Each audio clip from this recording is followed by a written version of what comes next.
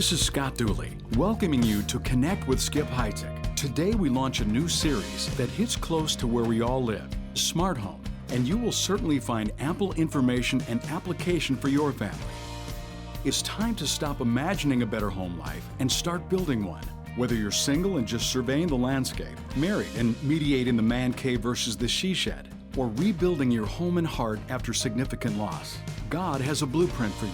No home is beyond repair. So join Skip Heitzig for Smart Home and start building the home of your future today. Now, let's join Skip in Psalm 127 for the message, Meet the Architect.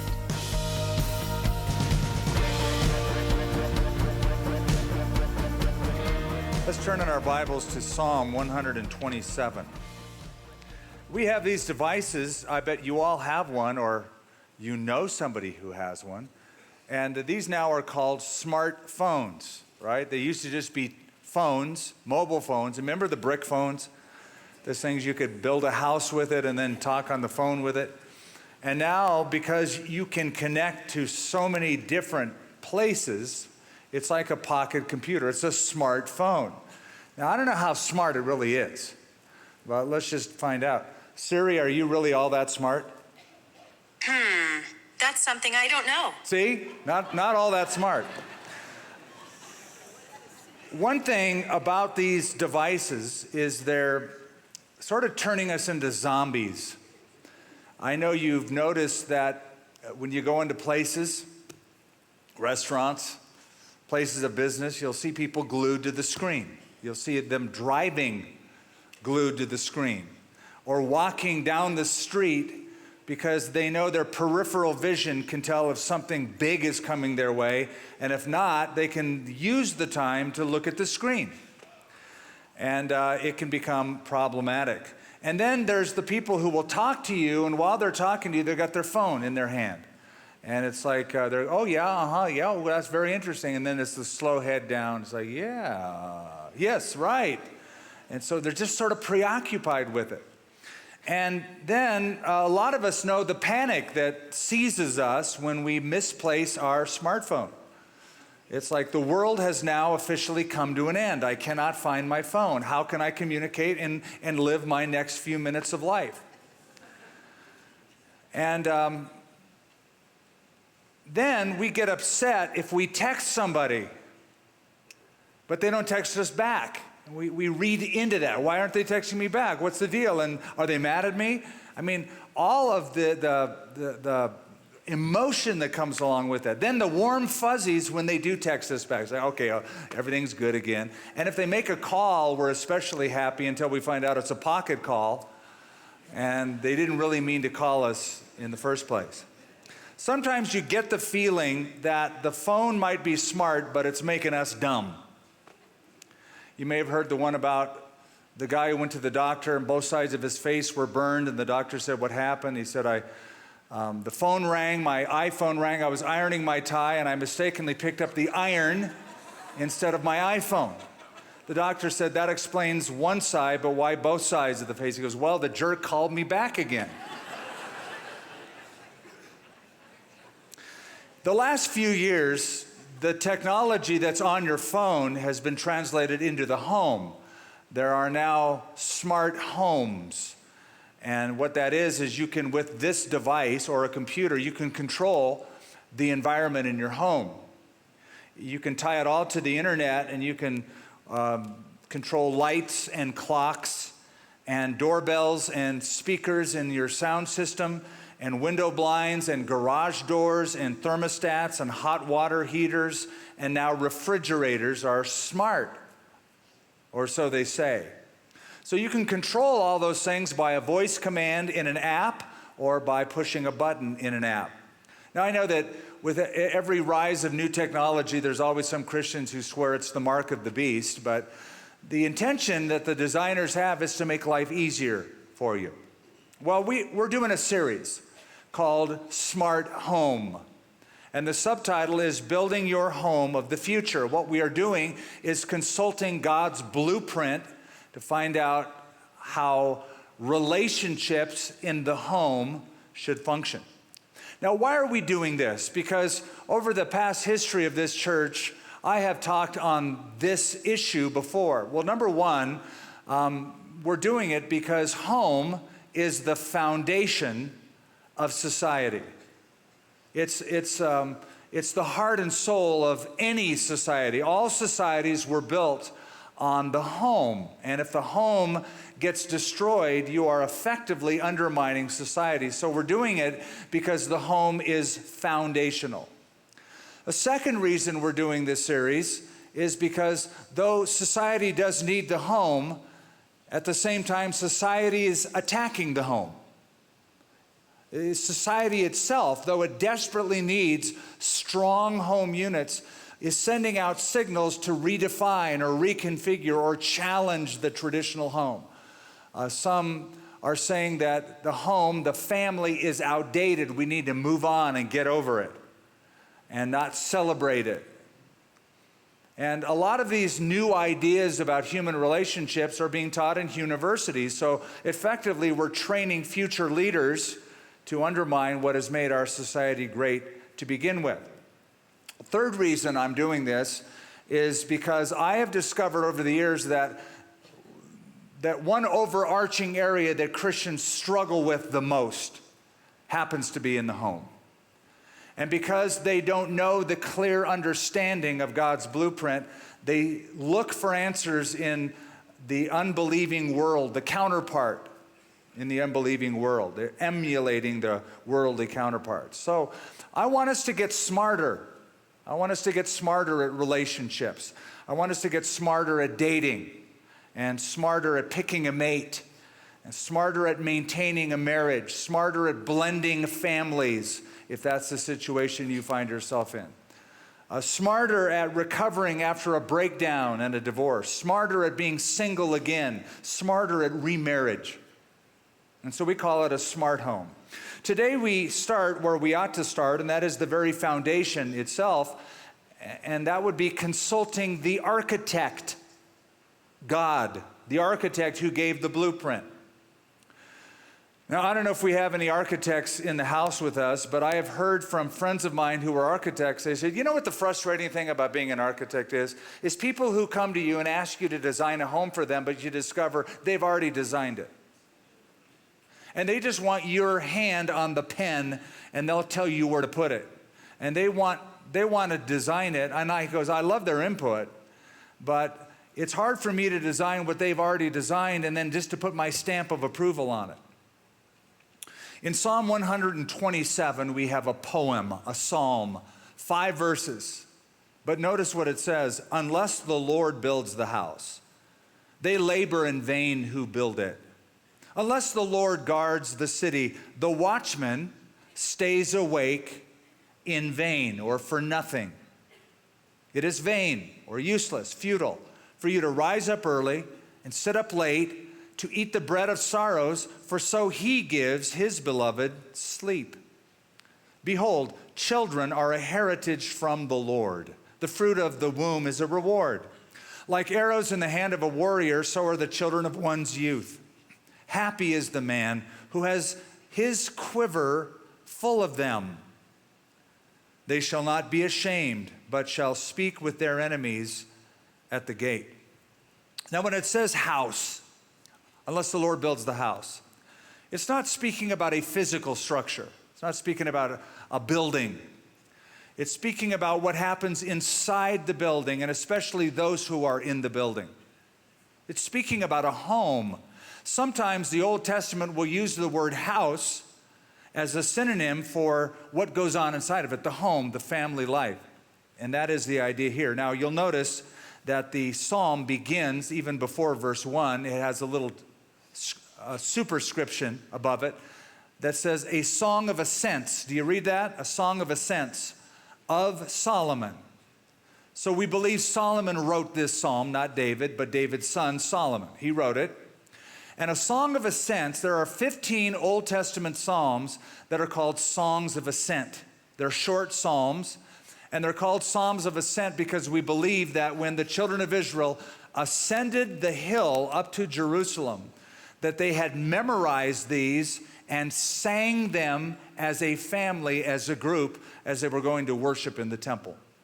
Also, once they got to the temple, there was an outer temple and an inner temple, an outer courtyard, and it was separated by a raised platform of 15 steps, upon which stood the Levites who sang the songs of ascents antiphonally. One would sing one part, one would sing the other part, and that filled the temple of God and the worship of God's people. So because Solomon wrote it, some have mistakenly said, well, this is a psalm about the city of Jerusalem and the house of the Lord, the temple. It is not. Because if you keep going on, it talks about a man and a wife having children that happen to be from the Lord, and they launched them. So the city and the house that he speaks of is essentially a synonym for the home. That's what this is. Psalm 127 is a poetic expression of a family that depends on God. That's a smart home. A family that depends on God. Now, a smart home, according to this psalm, has 4 elements. And I have taught on this psalm on a number of occasions, but I'm looking at it differently, and I'm outlining it differently. So the 4 elements are the designer, the builders, the dwellers, and the enjoyers. And there is some overlap. Let's begin with the designer. Look at the 3rd word in verse 1. And what word is that? Lord. That's how it begins. Unless the Lord builds the house. So the psalm begins highlighting God. Why? Because he is the very one who thought up the idea of the home. That's why. It was God who in Genesis 2 said, "It is not good that man should be alone. I'm going to make a helper that is suitable for him." It is the Lord who, it says, brought the woman to the man. I've always loved that verse. God is like the father of the bride giving away the bride. The Lord brought the woman to the man. So the home was God's idea. Marriage was God's idea. The family was God's idea. Society was God's idea. In fact, love was God's idea. Where did the whole concept of love originate? God. In Jeremiah 31, God tells the children of Israel, "I have loved you with an everlasting love." What that means is, before you were even born, before you even knew what love was, I was there planning for you and loving you. I've loved you with an everlasting love. In the New Testament, 1 John chapter 4, it says, we love him because he what? First loved us. He began with love. Same chapter says God is love. Same chapter said love is of God. So it's important that we realize that God had this idea to begin with of love, marriage, home, family. It was all his idea. You never read in the Bible, now in the course of time, man had the bright idea of a way to get a good tax break. So he married a woman, had a bunch of kids, and life was good. It always begins with God. Now, why is that important? I'm stating the obvious. Why am I doing that? For this reason. If it was man's invention, then man can regulate it. If it was man's invention, then man can tamper with it. If it was man's invention, then he can nullify it, he can tweak it, he can redefine it all he wants. But because it was God's idea, it is subject to God's principles. Because it was God's idea, as Jesus said concerning marriage, what God has joined, let no man separate. It was his idea. Now, something else. Notice the word Lord. If you look at it, what's odd about it? It's in all what? Capitals. Whenever you read that in your Old Testament, that's significant. It's not a general word for Lord. It is not a generic name. It's the covenant name. Capital L, capital O, capital R, capital D would probably be pronounced in Hebrew Yahweh or Yahweh. We don't exactly know how it's pronounced because we are left with Hebrew consonants only. It's called the Tetragrammaton. But that's the personal name of God. That's how God introduced himself to Moses. When Moses said, okay, I'll be your spokesperson, but who do I say sent me? What's your name? And God said, I am who I am. I am who I am. That's his name, Yahweh, the becoming one, the immutable one. It describes his character. I'm bringing this up because that's the Lord whose idea it was. The covenant Lord who loves people and established a covenant with people, in turn designed a covenant for people so that on a human level that love can spread. So he's the designer of the home. He's the divine architect. He is the great blueprint maker. And that's significant in any home, in any relationship. When I was first engaged, and my wife and I went through, my fiance at the time, went through a marriage prep, we were given a book, a little workbook, and there was one little diagram that I came across that was very instructive to me. It's very basic, and you'll go, oh yeah, I know that stuff, I've been there. But to me, it was revolutionary. It was so simple, and I needed simple. I'm a guy who needed simple. So it was a little triangle drawn in this book, and the triangle said, this is a Christian relationship. The top of the triangle, the pinnacle said God, the bottom said husband, the other bottom said wife. And the author was trying to get a very important point across, is that the closer you both individually come to God, the closer you get to each other. You strengthen the bond by seeking the Lord. And I'll never forget that. And that's been a principle, a driving principle of our relationship. Now, because it was God's idea, then it's really no wonder that the Bible will often highlight this theme over and over again. The Bible is a prominent biblical theme. It exalts the home. God has a lot to say about it. In both the Old and the New Testament, this thread gets woven over and over again. There's instruction, there's examples, both good and bad. It's all through the text of Scripture. So it leaves us with two ways to build a home. Speaking of simple, let's get simple. Two ways to build a home. The smart way and let's just say not so smart way. So you got the smart way and the not so smart way. What's the not so smart way to build a home? The not so smart way to build a home is you build it, you design it, and then you just sort of plop it down and ask God to bless it. That's not so smart. You come up with your own ideas, your own skill, your own knowledge, your own resources, and then you go, oh yeah, by the way, God, would you happen to bless my deal? That's not so smart. The smart way to build is to discover the design that the first designer already designed. You start with that because he invented it, he knows how to make it function at peak.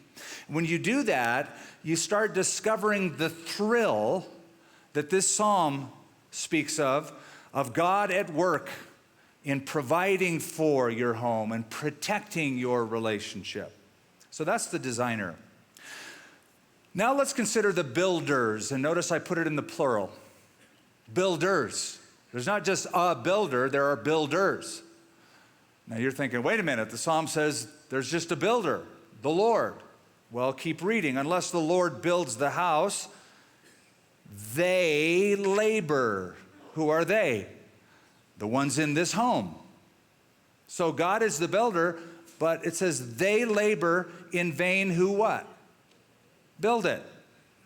So God is building it and they are building it. So the psalm includes a divine builder, God, and human builders, human laborers, human watchmen. This verse is simply stating the idiocy of trying to go it alone in life, of trying to build it on your own. Because the person who does that is tired and unsuccessful. It's all in vain. They're spinning their wheels. They're not seeing the desired results. So this verse is sort of like Philippians 2, where Paul says, work out your own salvation in fear and trembling. And then the next verse is, for it is God who works in you, both to will and do of his good pleasure. So both are true. God gives you the energy and the power, but he expects you to work at it. God works in you, but you still have to do the work. This is also like 2 Corinthians chapter 3, verse 6. Not that we are sufficient of ourselves, but our sufficiency is of God or from God. All of that to say this: you'll never pull off the assignment of being a Christian husband without the Lord. You'll never be able to be the wife God wants you to be, or the parent God wants you to be, or successfully date a person without the Lord building with you. You got to build, but if you build without the Lord, that's not smart. So here's the big point of this. Life is lived at its best when you build alongside the Lord. Life is lived at its best when you build alongside the Lord. I love how 2 Corinthians 6 verse 1 begins. We then, as workers together with him. I like that approach. And that is the approach. The right approach to a home is not let go and let God. I've heard that for years. Just let go and let God. That's not the approach to building a home. Nor is it, I'll go without God. That's not smart. We should be saying, let's go, God. I'll go with God. You want to build. You want to put all you can into it, but you want to also acknowledge the divine architect. So a smart home begins by recognizing first who the designer is, the architect. Second, it includes the wisdom of building alongside the designer using his design. There's an old saying that says, little is much if God is in it. Little is much if God is in it. The reverse is also true. Much is nothing if God isn't in it. Now, the psalm goes on to describe what it is you're building. It enumerates relationships. That's what you are building in a home. A smart person will be all about building relationships. It's called a house and it's called a city at first, but these two words are pictures of edifying, building up, providing for, and giving protection to the home environment. Now, verse 3 elaborates on that. Look what it says. Behold. I love verses that begin that way. Behold. It's such a biblical word. It probably would be best translated, hey, check this out. Or look at this. Or let me have your attention. Or we might say in our modern vernacular, put your phone down and listen to this. Behold. Children are a heritage from the Lord. The fruit of the womb is a reward. Like arrows in the hand of a warrior, so are the children of one's youth. Happy is the man who has his quiver full of them. They shall not be ashamed, but they shall speak with their enemies in the gate. Happy is the man. So, all of this is about building a family, building relationships within a family. If you were to take your life down to its irreducible minimum, where there's just no more, just the nuts and bolts. You strip away your things, your home, your cars, your hobbies. You come down to just the basic components. What you have is a single word: relationships. Good or bad or stale or vibrant, but that's what you have, relationships. Now notice that it says children are a heritage. It doesn't say children are an accident from the Lord. It doesn't say children are a curse from the Lord. Or it doesn't say children are an inconvenience from the Lord. Children are a heritage. One translation says children are a gift from the Lord. In fact, one translation says children are God's best gift. Now I know every parent questions this at some point of a child's development. Usually the first few months is the first big question, and then teenage years is like the second time they question. Heritage? I don't know about that. But one source, and I like this, says that the word heritage should be translated assignment. Now think about this. Children are God's assignment. How are you doing with your homework? Your assignment. Your commission from God. Now, so God knows exactly what personality of children to give to us, lend to us in that assignment. A lot of times we parents think, well, I am here to shape the destiny of my children. That's true, you are. You are. You are. But have you ever thought that your children are there to help shape your own personality and destiny? And though you might get frustrated with their personalities, God could be using them to shape you as well. So they're an assignment. And why are they so important? And why does he highlight this relational part of the home? It's simple. Children are the only earthly items you can take with you to heaven. You'll never take anything else. You can't take it with you, but them you can, so they're worth investing in. They're a reward.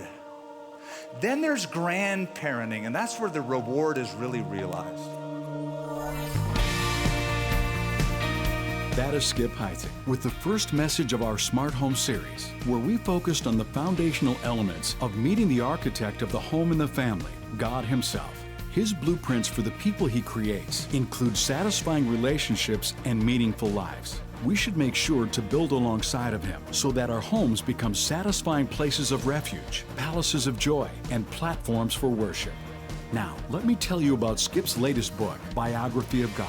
In Biography of God, he shares the intricacies of what the Bible reveals about God's character and His plans. As Skip helps you recognize and remove the limits you may have placed on your idea of who God is, you'll gain a better understanding of His true nature and character. Receive your copy of Biography of God with a donation of $35 or more. Call 1-800-922-1888 or go online to connectwithskip.com. Thanks for joining us on Connect with Skip Heitzig. We're connecting you to God's never-changing truth in ever-changing times.